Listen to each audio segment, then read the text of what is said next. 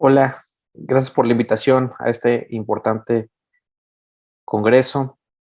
Mi nombre es Rodrigo Matsui, soy especialista en retina y director de la Clínica de Enfermedades Genéticas de la Retina de la Fundación Conde de Valenciana.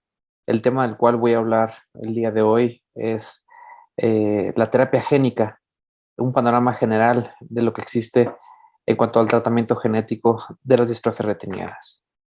Esta es mi declaración de conflicto de intereses, ninguna relacionada con la presentación del día de hoy.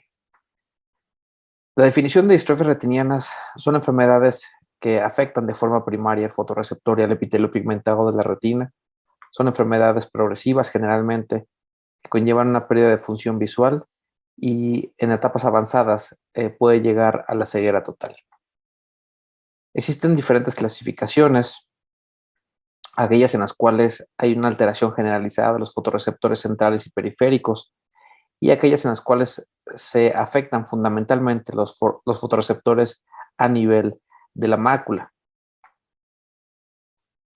El abordaje diagnóstico integral para este tipo de enfermedades debe de ser desde un punto de vista funcional y un punto de vista estructural. Y existen una serie de pruebas las cuales pues realizamos en todo paciente con enfermedad heredodegenerativa de la retina en la Fundación Conde de Valenciana, un abordaje diagnóstico que está compuesto por diferentes estudios. Aquí tenemos una lista de estudios funcionales y estructurales que realizamos.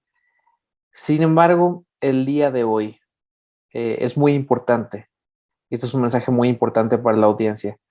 Este diagnóstico clínico integral debe de ser complementado con el diagnóstico molecular. El diagnóstico molecular, un laboratorio de genética integral, permite tener la información completa desde el punto de vista clínico y desde el punto de vista genético. El diagnóstico genético ha evolucionado de forma muy importante en los últimos años.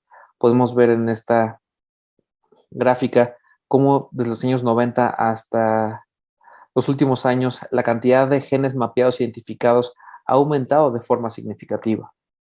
Y el día de hoy tenemos una lista grande de genes y podemos correlacionarla con los fenotipos, aquellas que afectan la función macular, aquellas que son distrofias cono-bastón, aquellas que se engloban dentro del fenotipo conocido como retinosis pigmentaria, etcétera.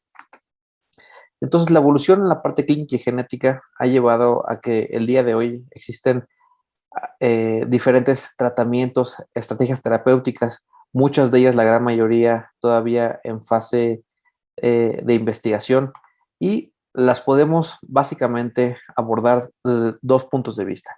Aquellas que tienen un abordaje genético específico y aquellas que son independientes de la parte genética. Sin duda las más avanzadas y con base en los resultados las más efectivas hasta el día de hoy han sido las que tienen un abordaje específicamente de acuerdo al diagnóstico genético del paciente. De tal forma que a continuación voy a dar un panorama general de lo que son las tres principales estrategias de tratamiento genético para las enfermedades heredodegenerativas. Y básicamente podemos englobar en estos tres grupos: la terapia génica de reemplazo, los oligonucleótidos antisentido y la tecnología CRISPR.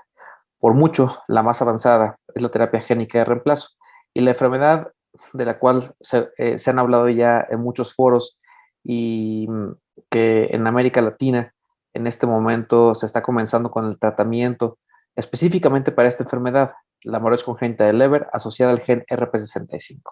Vamos a hablar específicamente de esta enfermedad. Esta es una enfermedad autosómica recesiva que afecta de forma temprana a conos y bastones de la retina. Se manifiesta básicamente por disminución de la agudeza visual, nistagmo y un electroretinograma anormal.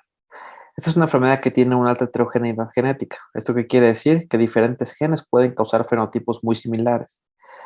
Y se eligió al gen RP65, esto ya desde el 2008 que comenzaron los ensayos clínicos, eh, como la primera mutación candidata a ser tratada por medio de esta terapéutica genética. Entonces, la primera pregunta que es muy importante que el auditorio entienda es, primero, ¿dónde se expresa el gen RP65? La respuesta es: se expresa a nivel del epitelio pigmentado de la retina. La segunda pregunta es: ¿cuál es la función de RP65? La respuesta es: promueve una restauración del pigmento visual a nivel de los fotorreceptores, específicamente en un proceso conocido como el ciclo del pigmento visual retinoide humano, que consiste básicamente en la restauración de la forma activa de rodopsina, que es el fotopigmento que se encuentra a nivel del fotorreceptor. Como vemos en esta diapositiva, si se activa un fotorreceptor, la rodopsina cambia su forma a all transretina. Esta forma molecular entra al epitelio pigmentado de la retina. Por medio de la enzima RP65 se genera nuevamente la forma activa de rodopsina y nuevamente esta molécula entra al fotorreceptor para poder tener nuevamente la capacidad de activación ante los fotones de luz. ¿Qué pasa si hay una alteración a nivel de la enzima RP65? Hay disminución en los niveles de rodopsina y esto lleva a la degeneración tanto del epitelio pigmentado de la retina como a la degeneración del fotorreceptor. Entonces, ¿qué es lo que conocemos de alteraciones funcionales específicamente en esos pacientes con esta mutación?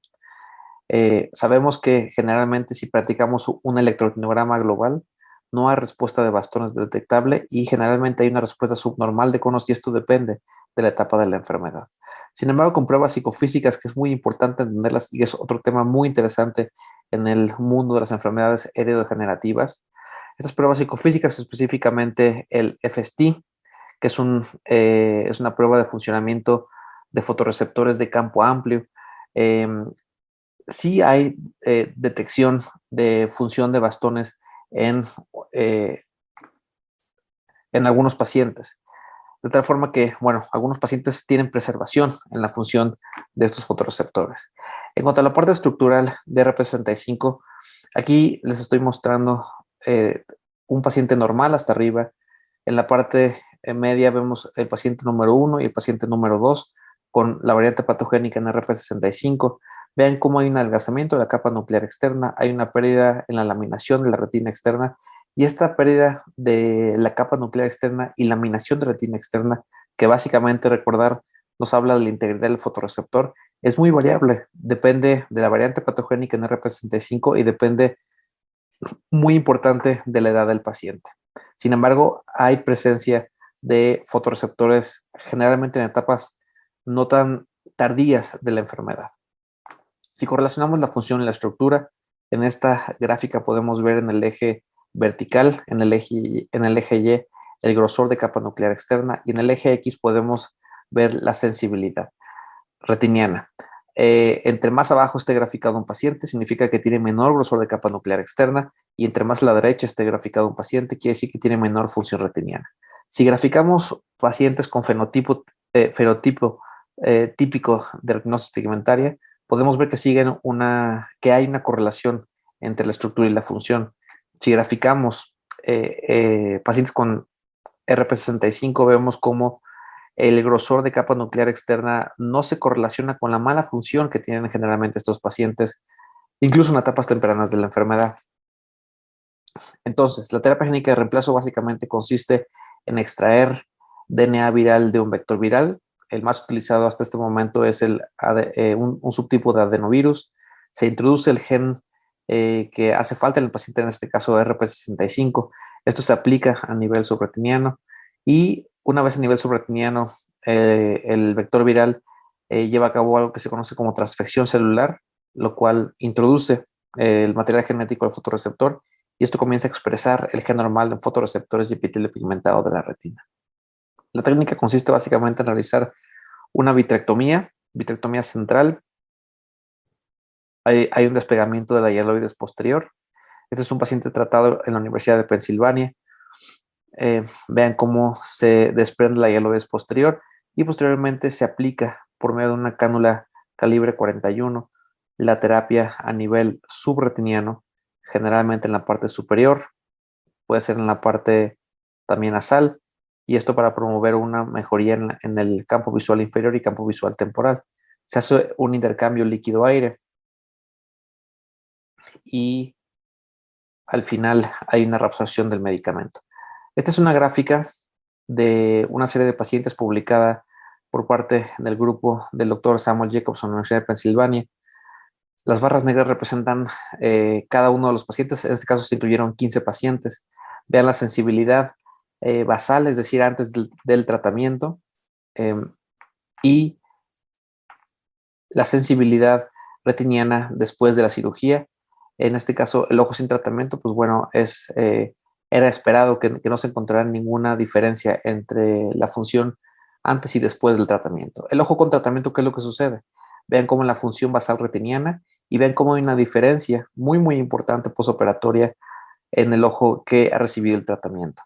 La mejoría promedio en este ensayo clínico se encontró como se midió en 1.5 unidades logarítmicas de sensibilidad retiniana, lo cual más o menos, para hablarlo en términos coloquiales, significa como si ustedes vieran un paisaje con lentes oscuros y se retiraran los lentes oscuros. Más o menos ese aumento en la sensibilidad representa 1.5 unidades logarítmicas. La prueba de movilidad fue muy importante para que la FDA aprobara este medicamento. Esta estrategia terapéutica. Esta prueba de movilidad básicamente consiste en que un paciente entra a un cuarto con obstáculos ante condiciones de baja luminosidad y se cuantifica el número de errores el número de errores que comete el paciente al encontrar la salida y el número y el tiempo que tarda en encontrar la salida. También se cuantifica las veces que el paciente pierde la orientación durante la prueba. En este caso vemos cómo el paciente tiene varios errores, recibe varias orientaciones por parte de los examinadores y finalmente encuentra la salida. ¿Qué es lo que pasa después del tratamiento? Bueno, mejora mucho en algunos pacientes la sensibilidad, sobre todo escotópica, y vean cómo en este caso el mismo paciente, obviamente se cambian la disposición de los obstáculos, vean cómo entra al cuarto con obstáculos y prácticamente puede encontrar la salida sin ningún problema ante condiciones exactamente de la misma luminosidad, prácticamente condiciones escotópicas. Entonces, el mensaje es, este tratamiento mejora sobre todo la función escotópica de los pacientes. Como ustedes saben, este tratamiento se aprobó ya en diciembre del 2018 en Estados Unidos por parte de la FDA, y en América Latina, en México, se está introduciendo este tratamiento para tratar a los pacientes específicamente con la variante patogénica RP65. La segunda estrategia terapéutica que es importante entender y que está surgiendo muchas publicaciones recientemente es con base en lo que se conoce como oligonucleótidos antisentido. Y para entender cómo es que actúa este tipo de estrategia de terapia génica, hay que entender cómo es el flujo de información genética desde DNA hasta la síntesis de proteínas. Esto se conoce como el dogma central de la biología molecular y esto es un trabajo que se describió en los años 60, donde Watson y Crick ganaron el premio Nobel por describir este flujo de información genética desde DNA hasta la síntesis de proteínas. La pregunta es, ¿a qué nivel de este dogma central de la biología molecular actúan los oligonucleótidos antisentido? La respuesta es a nivel de RNA mensajero. En este caso, debido a que esta terapéutica se aplica a nivel intravitro, es decir, es una inyección intravítrea, tiene básicamente tres ventajas.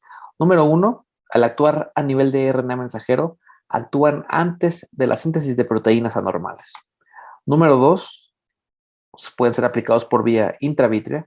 Y número tres, al ser aplicados por vía intravítrea, tienen una acción panretiniana, es decir, tienen un efecto sobre toda la retina, a diferencia de la terapia génica de reemplazo, donde solamente es una terapia focal y puedes mejorar la función retiniana en una parte específicamente muy focal de la retina. En este caso tienes una acción panretiniana.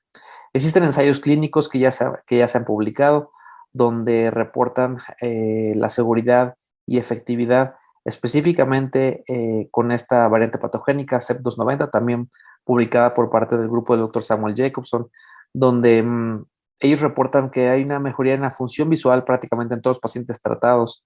Incluso reportan la mejoría de agudeza visual de percepción de luz a 2400, y recientemente se ha reportado otro artículo donde el efecto se mantiene hasta los 14 meses con una sola inyección. Y finalmente, la última estrategia de terapia genética se basa en la tecnología CRISPR-Cas9, que esto básicamente son mecanismos moleculares, genéticos que tienen las bacterias para poder cortar el DNA en regiones específicas. Son prácticamente tijeras genómicas que puedes tú modificar en sectores específicos del genoma y reemplazar estos sectores con DNA normal. Esto ya también se está realizando ensayos clínicos específicamente también para CEP290, síndrome de Usher no experimental asociada a USH2A, y bueno, falta esperar los resultados de estos ensayos clínicos. Como conclusiones, el diagnóstico genético es fundamental el día de hoy en cualquier paciente con enfermedad heredodegenerativa. Es decir, esta concepción que teníamos antes de que la parte genética solamente servía para fines informativos, el día de hoy realmente representa una oportunidad de poder incluir a algún paciente en algún tipo de tratamiento en fase de ensayo clínico, y poco a poco seguramente en los siguientes años veremos aprobaciones de diferentes tratamientos para diferentes variantes patogénicas.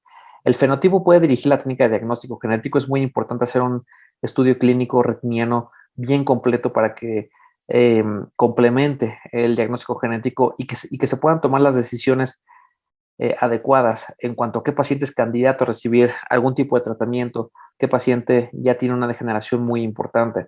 Y finalmente, bueno, la terapia de reemplazo genético para RP65 es la única aprobada por la FDA hasta este momento y se está introduciendo en, en apenas pocas semanas en América Latina.